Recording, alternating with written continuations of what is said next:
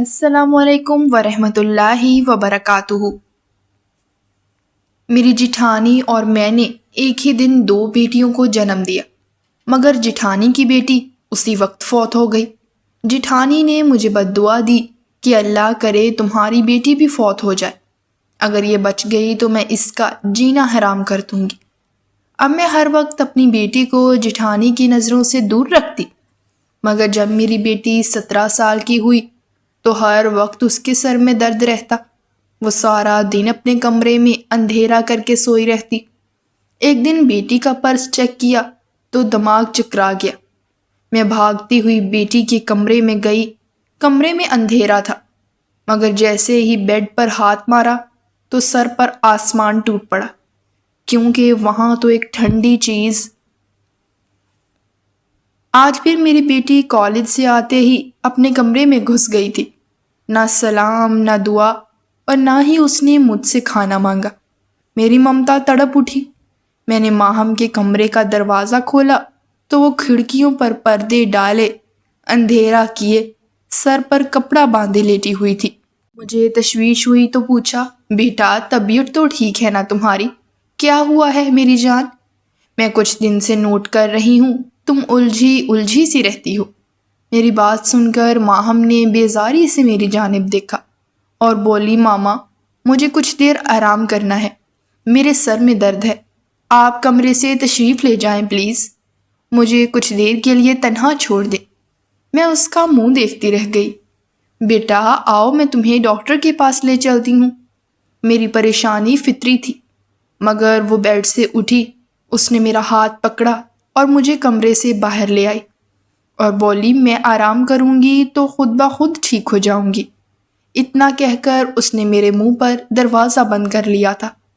میں حیران پریشان سی کھڑی رہ گئی کہ آخر اس کو ہو کیا گیا ہے۔ وہ رات گئے تک کمرے میں بند رہی تھی۔ جاوید صاحب آئے تو وہ بھی اپنی لاڈلی بیٹی کا پوچھنے لگے تھے۔ میں نے صاف صاف بتا دیا کہ ماہم کسی سے بات نہیں کرنا چاہتی، مگر وہ اس سے ملنے کی ضد کرنے لگے تو ہم دونوں ماہم کے کمرے میں چلے آئے۔ اب کی بار کمرے کی لائٹس آن تھیں۔ ہم جیسے ہی کمرے میں داخل ہوئے تو ماہم گھبرا سی گئی۔ پریشانی اس کے چہرے سے صاف نظر آ رہی تھی۔ کیا بات ہے ماہم، کیا چھپا رہی ہو؟ میں نے پوچھا تو وہ بوکھلا سی گئی اور اپنی بوکھلاہٹ پر پردہ ڈال کر اس نے مجھ پر غصہ کر دیا۔ مما کیا مسئلہ ہے آپ کے ساتھ؟ میں اب بچی نہیں ہوں، 17 سال کی بالغ لڑکی ہوں۔ مجھے لگتا ہے کہ اب آپ لوگوں کو میرے کمرے میں لاک کیے بنا نہیں آنا چاہیے تھا۔ ماہم کی باتیں سن کر جاوید صاحب مسکرا دیے اور بولے، وقت کتنی جلدی گزر جاتا ہے نا، اور ہم ماں باپ اپنے بچے کو ہمیشہ بچہ ہی سمجھتے رہتے ہیں۔ ماہم بالکل ٹھیک کہہ رہی ہے، اب وہ بڑی ہو گئی ہے۔ پھر وہ ماہم سے مخاطب ہوئے، وہ تم ٹھیک کہہ رہی ہو، 5 منٹ کے بعد نیچے لاؤنج میں آ کر مجھ سے ملو۔ جاوید صاحب نے اس بات کو بالکل معمولی لیا تھا، لیکن ماں کا دل تو ڈھیروں وسوسوں میں گھر گیا تھا۔ مجھے دال میں کچھ کالا محسوس ہوا۔ میرا دل ہزاروں وسوسوں کے تحت کانپ اٹھا تھا۔ تھوڑی دیر بعد ماہم نیچے آ چکی تھی۔ اپنے باپ کے ساتھ اس نے ہلکی پھلکی گفتگو کی۔ مجھ سے بات کرنے سے وہ گریز کرتی رہی۔ مجھے وہ بدلی سی محسوس ہو رہی تھی۔ اس کی سرخ آنکھیں مجھے مزید پریشان کر رہی تھیں۔ میں نے جاوید صاحب سے ضد کی کہ ہم ماہم کو ڈاکٹر کے پاس لے چلتے ہیں۔ جاوید صاحب نے ماہم کو اپنے پاس بلا کر بٹھایا اور بولے، بیٹا ہم تمہیں ڈاکٹر کے پاس لے چلتے ہیں۔ جیسے ہی انہوں نے ماہم کے سر پر باندھا کپڑا اتارنے کے لیے ہاتھ آگے بڑھایا، وہ بلک کر پیچھے ہٹ گئی اور بولی کہ میں چینج کر کے آتی ہوں۔ ہم اسے ڈاکٹر کے پاس لے گئے۔ چیک اپ کے بعد ڈاکٹر بولا کہ پریشانی کی کوئی بات نہیں ہے، آپ کی بیٹی بالکل ٹھیک ٹھاک ہے۔ مجھے مزید تشویش ہونے لگی۔ میں نے بھی ٹھان لیا تھا کہ صبح ہم ماہم جیسے ہی کالج جائے گی میں پیچھے سے اس کے کمرے کی تلاشی لے لوں گی، تاکہ مجھے پتا تو چلے کہ میری بیٹی کس چیز کو لے کر پریشان ہے۔ انتظار کی گھڑیاں آخر ختم ہوئیں۔ ماہم جیسے ہی کالج کے لیے گھر سے نکلی، میں بھاگ کر اس کے کمرے کی طرف گئی۔ جیسے ہی دروازہ کھولنے کی کوشش کی تو وہ مجھے منہ چڑھانے لگا۔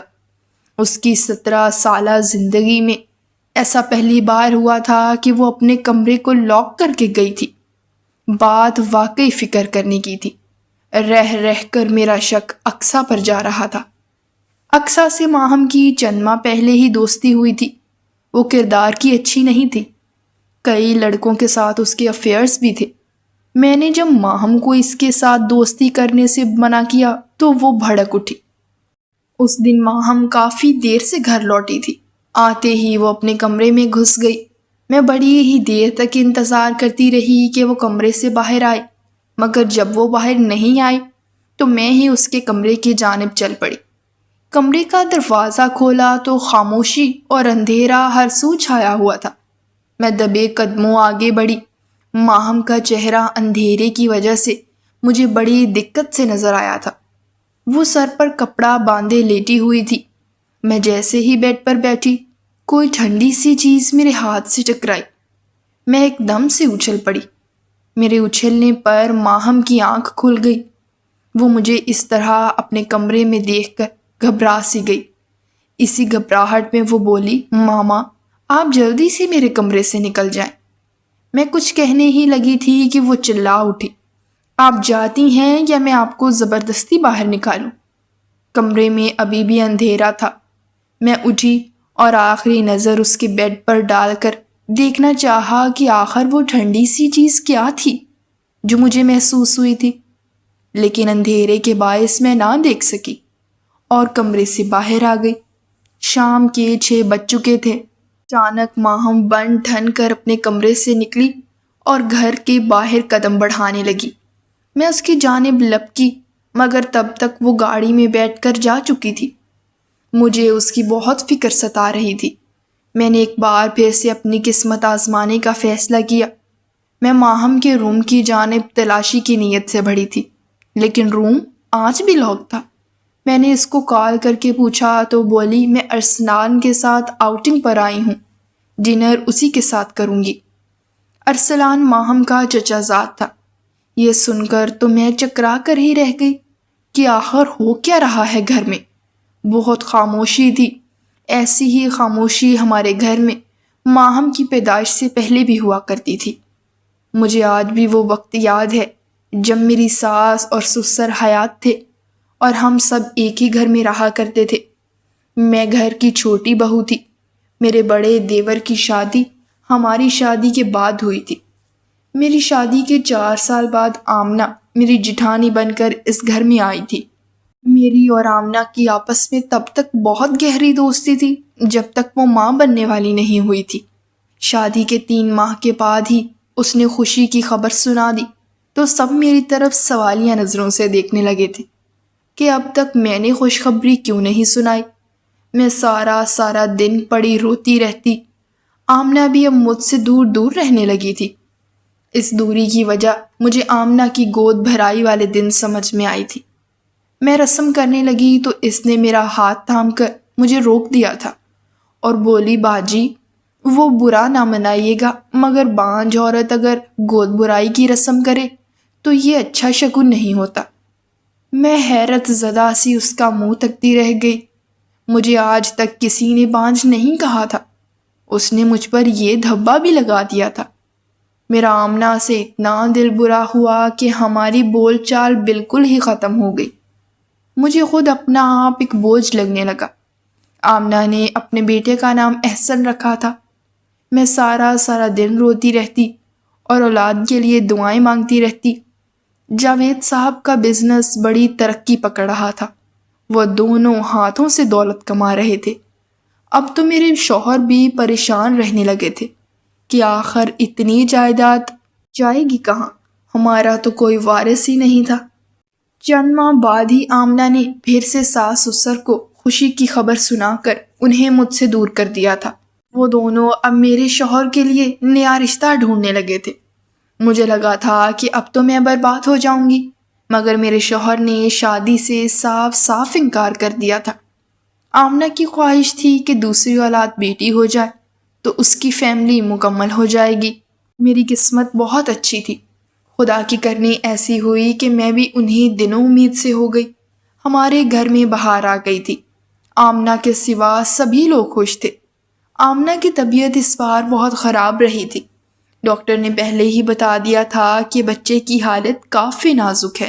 پھر یوں ہوا کہ آمنہ نے مردہ بچے کو جنم دیا اور میرے گھر ماہم نے آنکھ کھولی۔ ماہم میری گود میں کیا آئی، آمنہ کی تو آنکھوں کے آگے اندھیرا ہی چھا گیا۔ اپنے بیٹے کے باوجود وہ میری ماہم پر نظر ٹکا کر بیٹھی رہتی، ٹھنڈی ٹھنڈی آہیں بھرتی رہتی۔ مجھے آمنہ سے بہت خوف آنے لگا تھا۔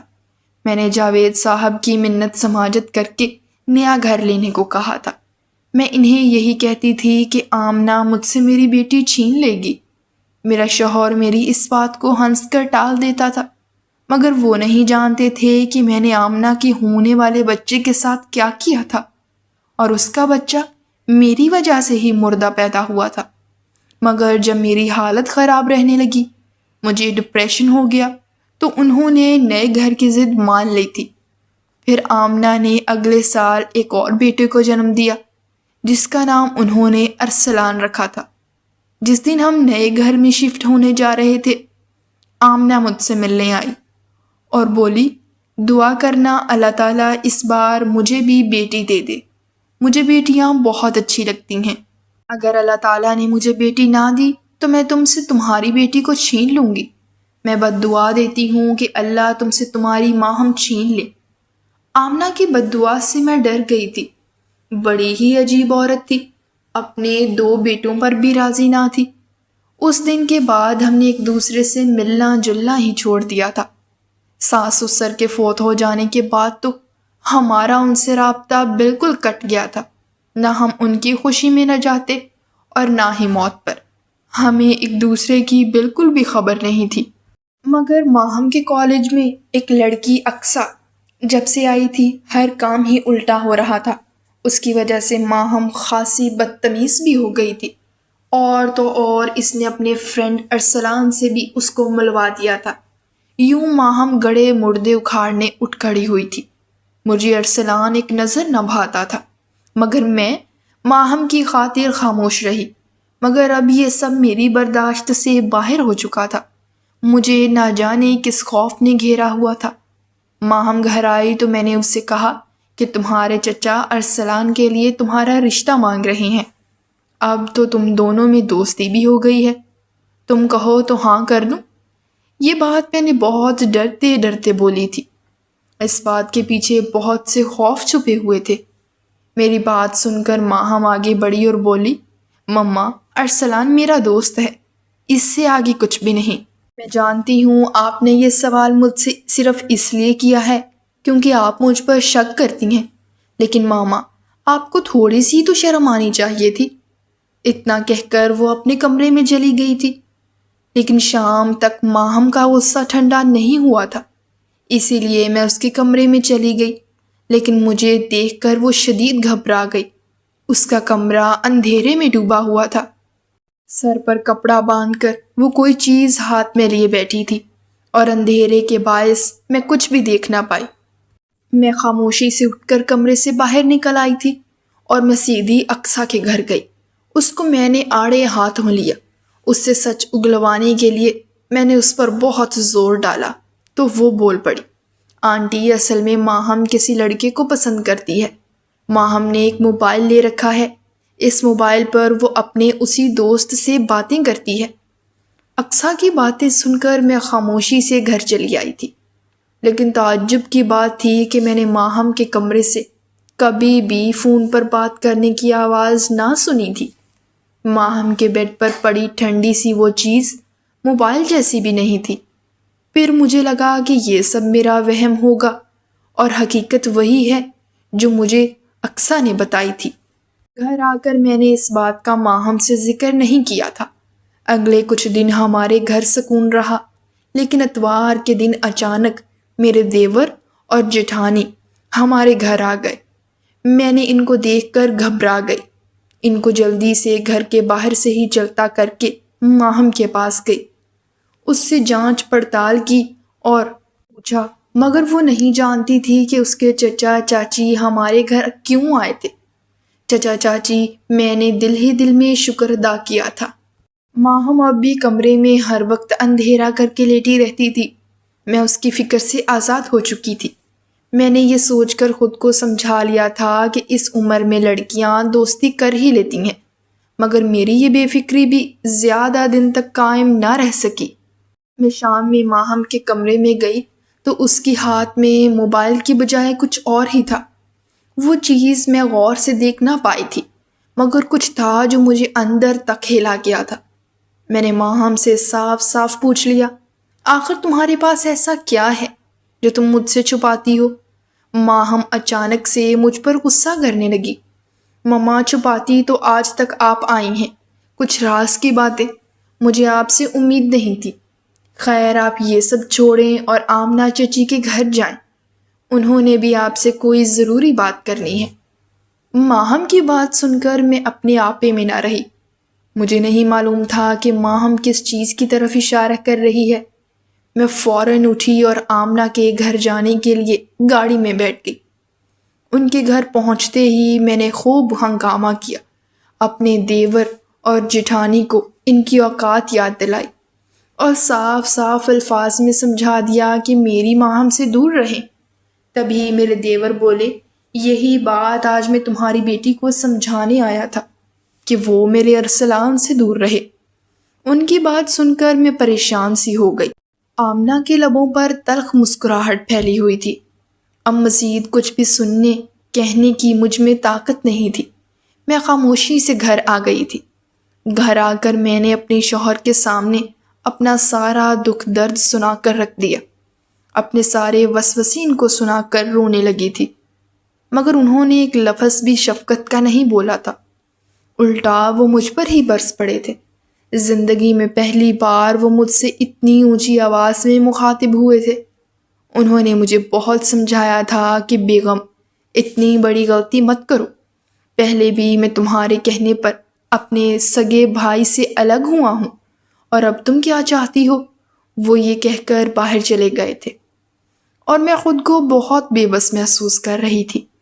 کوئی میرا ساتھ دینے کو تیار نہیں تھا۔ جس پیسے پر مجھے اتنا مان تھا کہ میں آمنہ کو کسی گنتی میں ہی نہ لاتی تھی، اب وہی پیسہ مجھے منہ چڑھا رہا تھا۔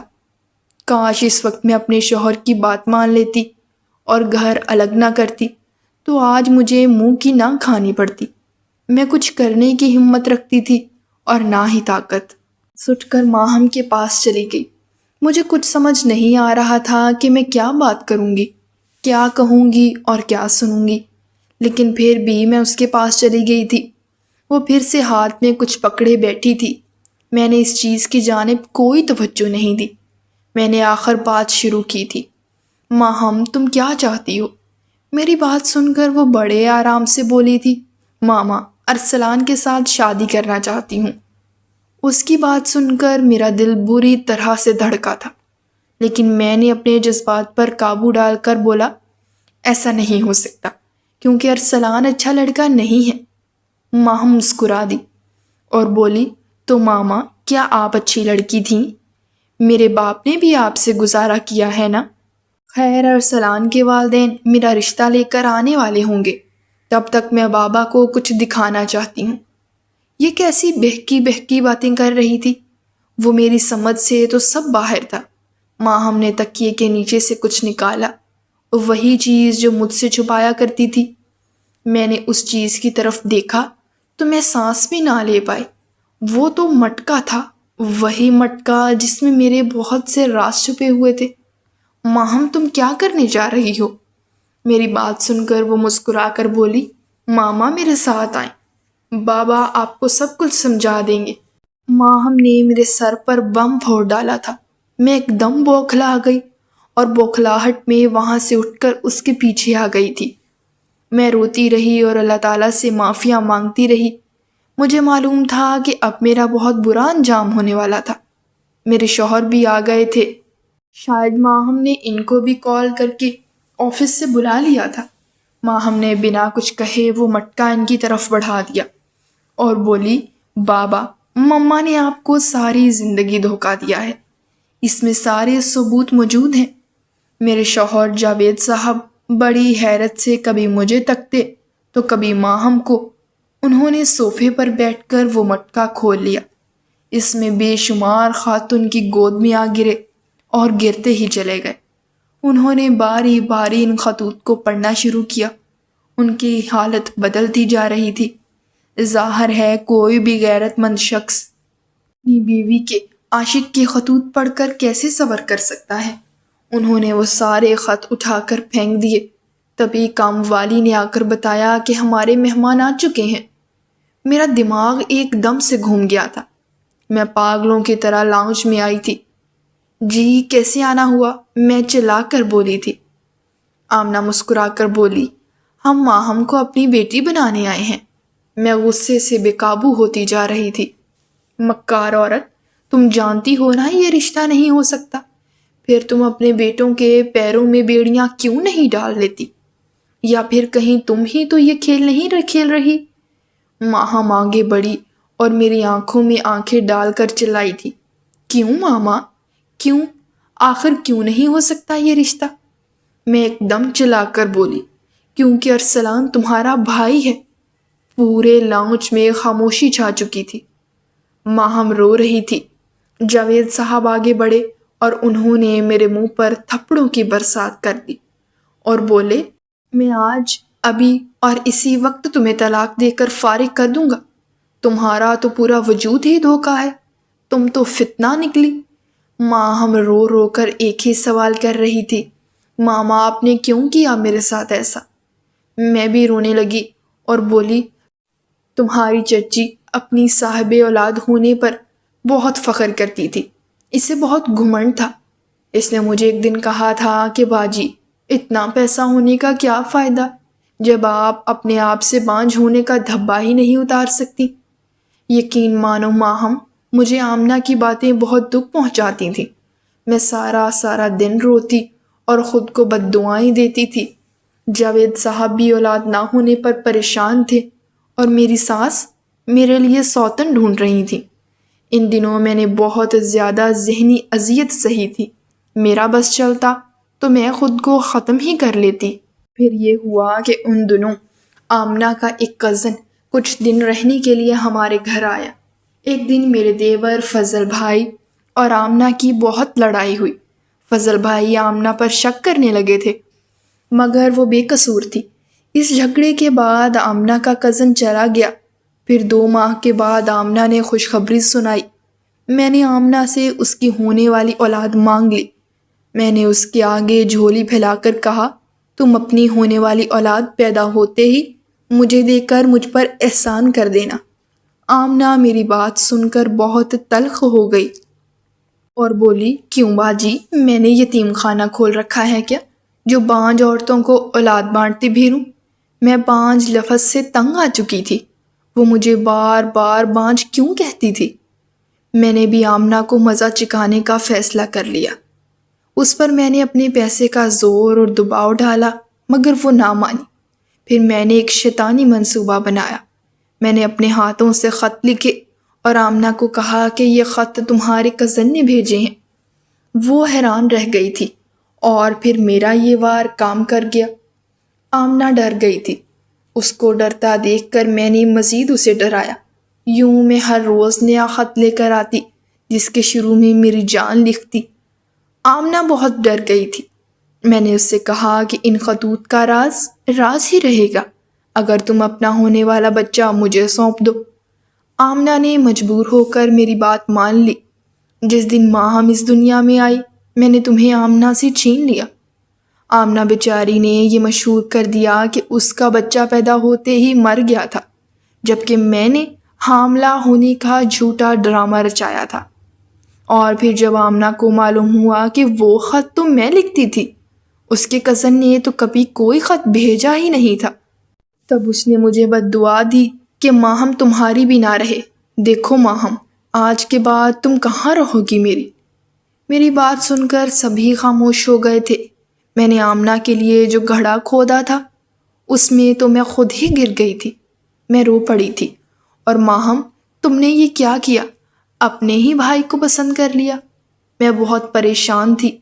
ماہم تمہیں آخر وہ مٹکا ملا کہاں سے؟ ماں ہم زاروں قطار رو رہی تھی، پھر بولی بابا اصل میں ارسلان اقصیٰ کا دوست تھا۔ ایک دن ارسلان اقصیٰ کے لیے بالکل ایسا ہی مٹکا لے کر آیا تھا اور بولا یہ میری ماما نے بنایا ہے۔ میں وہاں تو خاموش رہی، مگر گھر آ کر میں نے اسٹور روم چیک کیا۔ مجھے شک تھا کہ ایسا مٹکا ہمارے گھر میں بھی پڑا ہوا ہے۔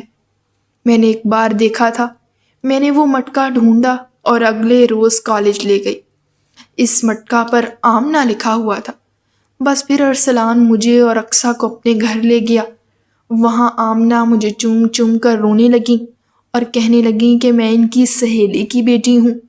انہوں نے مجھے بتایا کہ آپ ان کی سہیلی سے مجھے زبردستی چھین کر لے گئی تھی۔ پھر انہوں نے مجھے ایک کپڑے میں تعویذ باندھ کر دیا اور کہا کہ میں ہر شام اندھیرا کر کے اپنے کمرے میں لیٹ جاؤں اور سر پر اس تعویذ کو باندھ لیا کروں تو اللہ تعالیٰ مجھے جلد ہی میرے حقیقی والدین سے ملا دے گا۔ میں ان کی بات پر عمل کرتی رہی اور پھر مجھ سے میرے والدین ملنے چلے آئے اور ہر رات سے پردہ بھی اٹھ گیا۔ ماں ہم رو رہی تھی، میرا دل اس کو دیکھ دیکھ کر کٹ رہا تھا۔ پھر وہ بولی میں بہت پریشان ہو گئی تھی، سارا دن اس مٹکے کو چومتی رہتی تھی۔ پھر میں نے ایک دن اس مٹکے کو کھولا تو مجھے اندر سے خط ملے جنہیں پڑھنے کے بعد مجھے آپ سے نفرت ہو گئی تھی کہ آپ نے میرے بابا کو دھوکہ دیا ہے۔ مگر ماما، آپ نے صرف میرے بابا کو ہی نہیں بلکہ ہم سب کو دھوکہ دیا۔ پھر ماں ہم جاوید صاحب سے بولی بابا آپ کی اجازت ہے تو میں اپنے حقیقی والدین کے گھر چلی جاؤں ان کے ساتھ رہنے۔ ماہم کی بات سن کر میرا تو کلیجہ ہی پھٹ گیا تھا۔ میں جلدی سے آگے بڑھی اور بولی ماہم میں تمہارے بغیر نہیں جی پاؤں گی۔